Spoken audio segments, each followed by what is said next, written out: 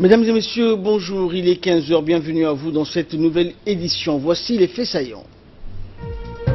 Le ministre de la Défense, donc en tête d'une importante délégation qui est en tournée dans les régions du Sud, notamment à Ali Sabir. Et un séisme meurtri donc, de magnitude 7.2 à l'échelle de Richter donc, a frappé la frontière irakienne. C'était les titres, merci à vous de nous rejoindre. Le ministre de la Défense, chargé des relations avec le Parlement, Ali Hassan Bahdoun, a poursuivi sa tournée dans les casernements de l'armée situées dans les régions de l'intérieur du pays. Il se rendit donc samedi dernier à Ali Sabi à la tête d'une délégation comprenant les ministres du budget, Bodé Ahmed Roblé, de la communication, Abdi Youssouf Sougué, le chef d'état-major général des forces armées, le général de corps d'armée Zakaria Cheikh Ibrahim, le chef d'état-major de la défense, le général Taher Mohamed Ali, ainsi que plusieurs autres officiers supérieurs. Et c'est par voie aérienne que la délégation ministérielle a effectué donc le déplacement à Ali Sabieh. Elle a été accueillie sur place par le chef de corps du bataillon interarmé d'Ali Sabieh, le BIAS, le lieutenant-colonel Abdelwasser Ben Mohamed, le préfet de la région et des élus locaux. Et après un bref donc exposé sur la situation de la région, la délégation donc s'est immédiatement rendue par la voie routière vers la localité de Assamo. Les habitants donc de Assamo et le Okal ont réservé donc un accueil chaleureux à la délégation au fort d'Assamo situé au sommet d'une montagne. Le ministre donc, de la Défense et la délégation ont visité donc les installations de la caserne récemment remise à neuf. Et les hauts responsables ont pu constater donc que les conditions de vie des militaires ont nettement été améliorées grâce à la mise en place de panneaux solaires et de moyens de communication de l'opérateur national Djibouti Télécom. Ce qui a permis donc de désenclaver quelque peu la localité et de permettre aux militaires et aux civils de rester en contact avec leurs proches. La délégation a longuement donc discuté avec les locales de la localité. Ces derniers ont remercié donc les autorités civiles et militaires pour ce déplacement. Ils ont en outre tenu à transmettre au chef de l'État donc leurs sincères remerciements pour les actions entreprises en faveur du développement. Une jeune fille donc de la localité a lu donc un poème qui a été donc très apprécié.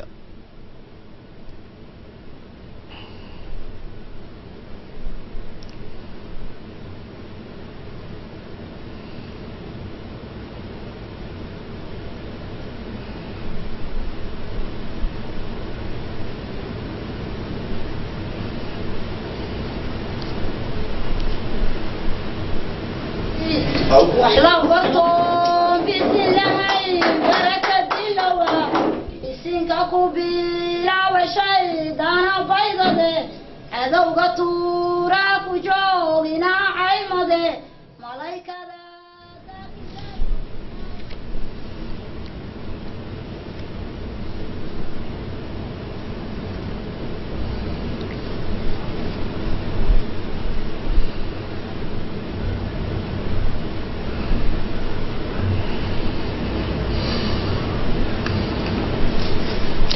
Et sur une piste donc peu commode, la délégation ministérielle s'est ensuite rendue vers le poste frontalier de Guestir. Guestir est situé non loin de l'embranchement des frontières de trois pays, à savoir Djibouti, l'Éthiopie et la Somalie. Le poste militaire de la localité a lui aussi été réhabilité et remis à neuf. Et comme à l'accoutumée, la population de la localité a chaleureusement accueilli la délégation.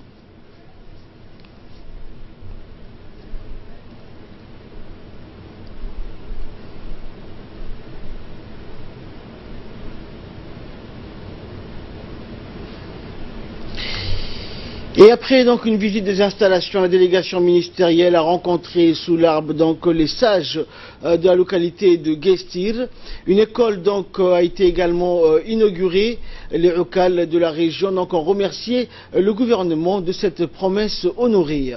Ils ont cependant souhaité la réhabilitation des axes routiers et l'extension du réseau téléphonique jusqu'à Guestir.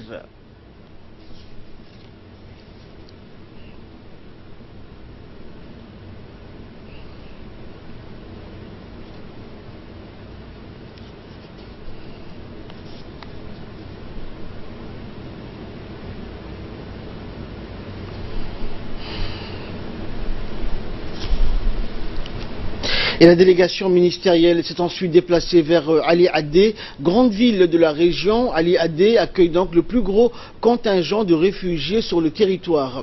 L'accueil au poste militaire d'Ali Adé a là aussi été très chaleureux. La caserne a elle été aussi réhabilitée et un déjeuner donc a été offert en l'honneur de la délégation ministérielle.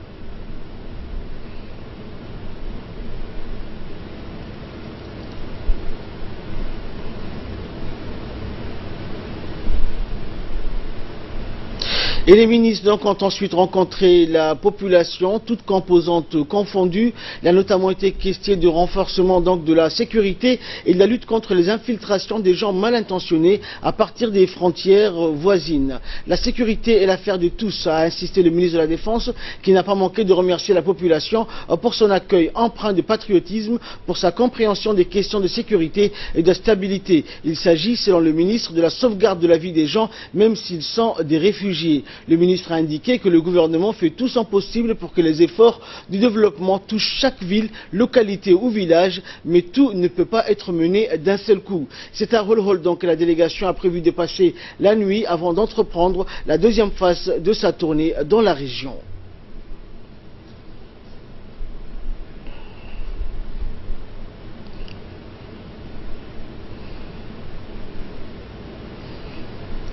Il est l'heure à présent de retrouver la prière l'appel à la prière d'Al-Asr. Nous nous retrouvons juste après.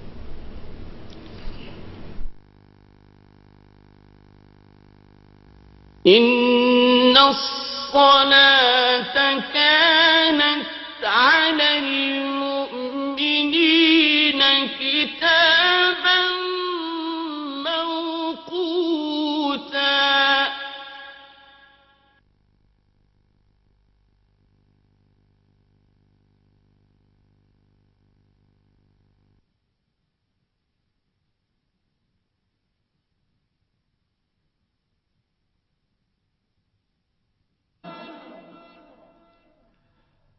Allahu Akbar, Allahu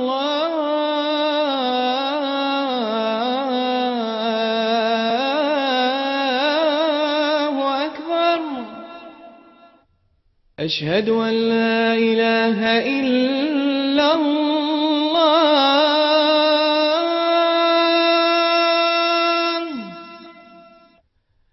Ashhadu an la ilaha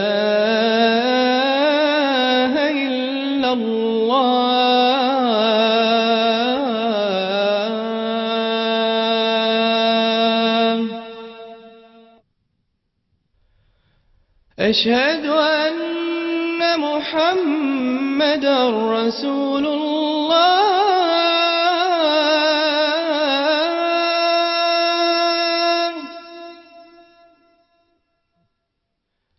أشهد أن محمدًا رسول الله.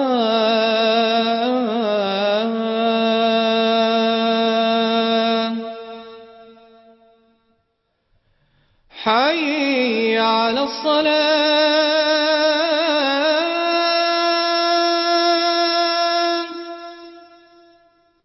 حي على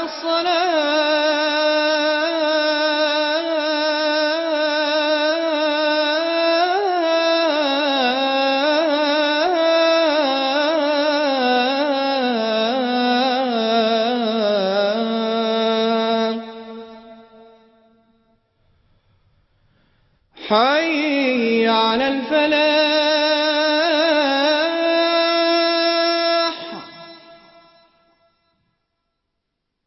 حي على الفلاح.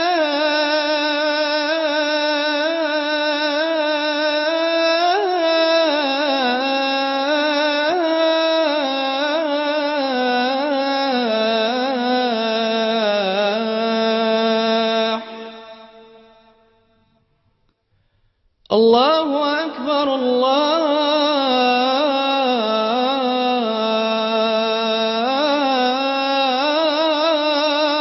أكبر. لا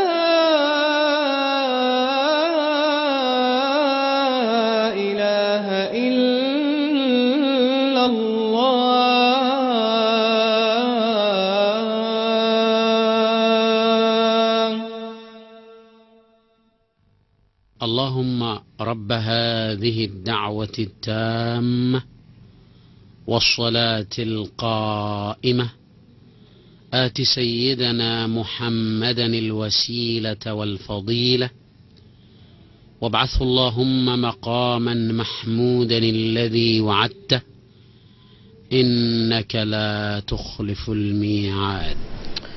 C'était l'appel à la prière d'Al-Asr. Nous retrouvons la suite de notre journal.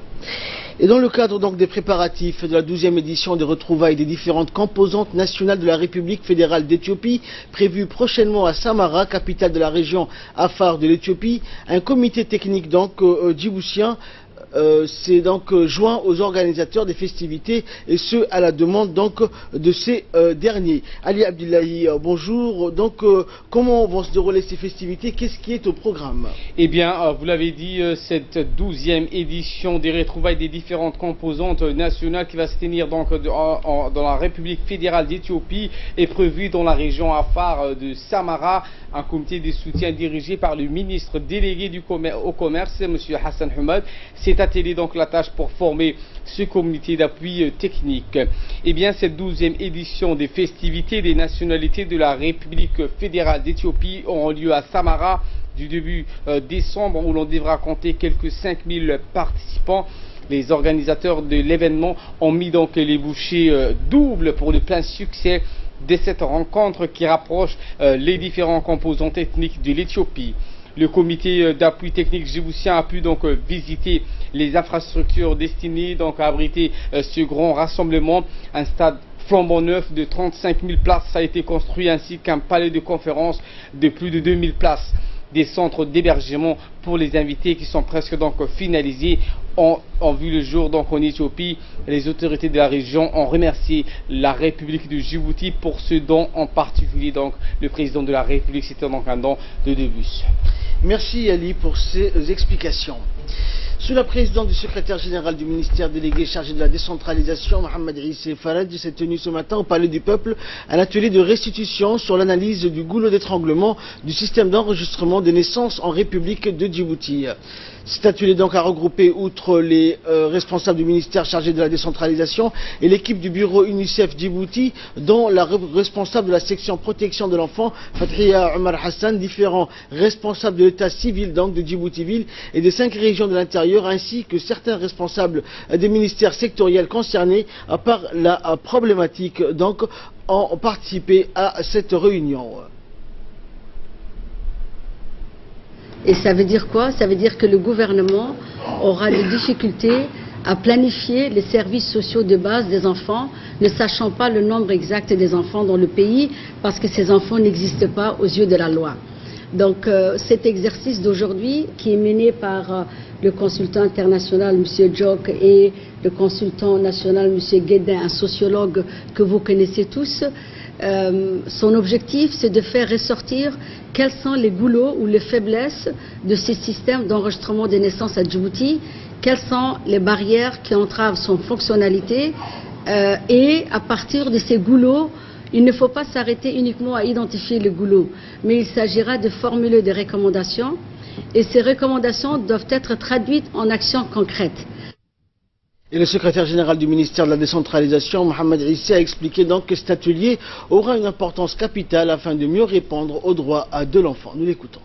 Comme vous le savez, le gouvernement de Djibouti s'est engagé à promouvoir une politique intégrée de la protection de l'enfant, conformément aux instruments juridiques nationaux et aux engagements vis-à-vis de la communauté internationale.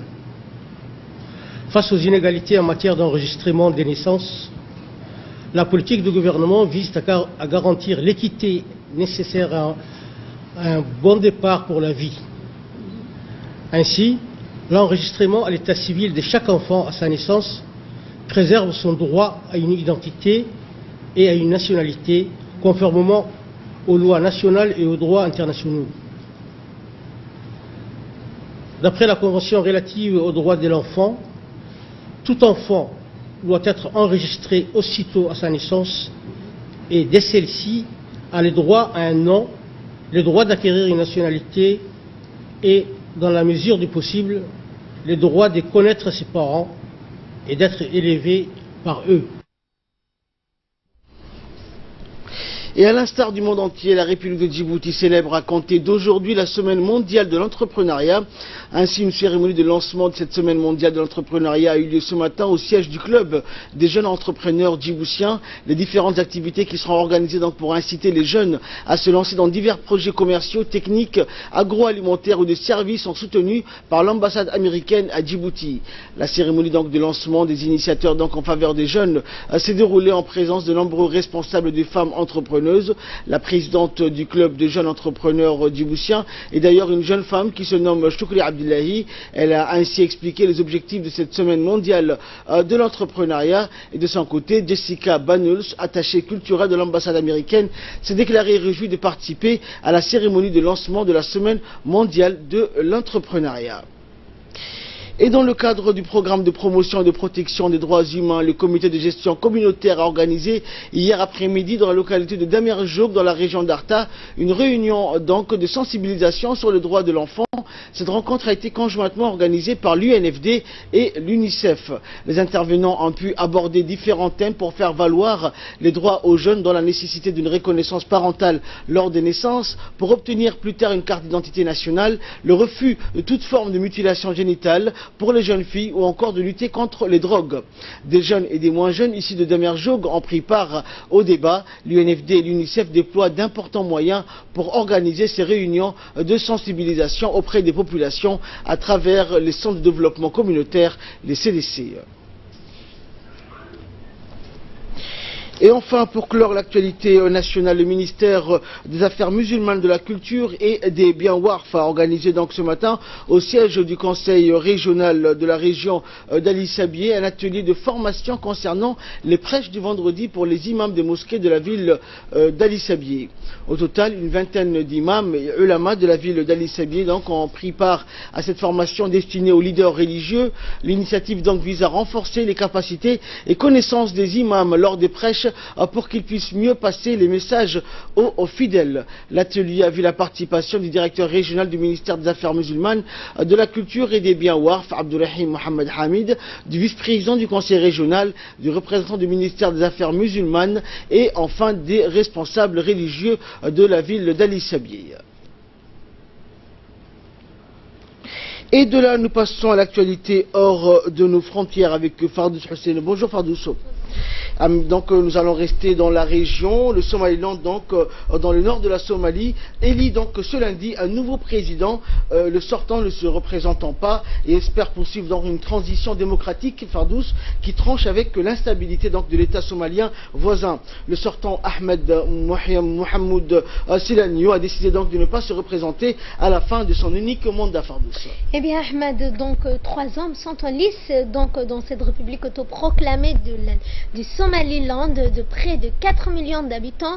Moussé Bihi du parti du pouvoir, donc le parti Kulmiye, a en face de lui l'opposant donc Ibrahim Hiro et Faisal Ali Warabe, candidat malheureux à la précédente présidentielle de 2010. Ancienne Somalie britannique, le Somaliland est la plus stable comparativement donc à son grand voisin, l'ancienne colonie italienne.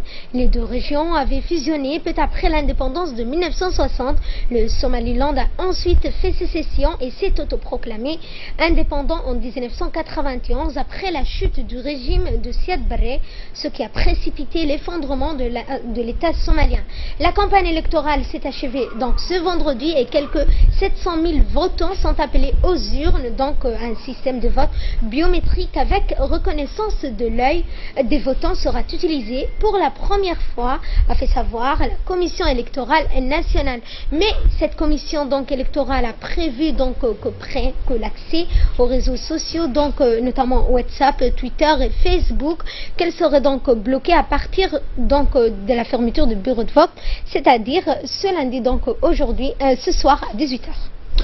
Et donc nous allons nous diriger donc en Asie centrale, notamment un séisme meurtrier de magnitude 7.2 à l'échelle de Richter a touché la frontière Iran-Irak. Effectivement, Ahmed, un séisme puissant donc a frappé dans la nuit d'hier à aujourd'hui donc l'Irak et la frontière iranienne d'une magnitude de 7,3 sur l'échelle de Richter. Le tremblement de terre a fait près de 328 morts et 1700 blessés côté iranien, selon un nouveau des camps donnés par les autorités iraniennes. À ce bilan s'ajoutent ainsi 6 morts en Irak, dans la province de Sulaymaniyeh, dans le Kurdistan irakien. Ces chiffres ne sont encore que provisoires. L'épicentre du séisme se situerait dans le sud-ouest de Al-Hajjabia, donc dans la province iranienne de Sulaymaniyeh. Des secousses secondaires ont été ressenties à Bagdad et à Téhéran. Merci Fardous pour toutes ces explications. Merci à vous de nous avoir suivis. Excellent après-midi.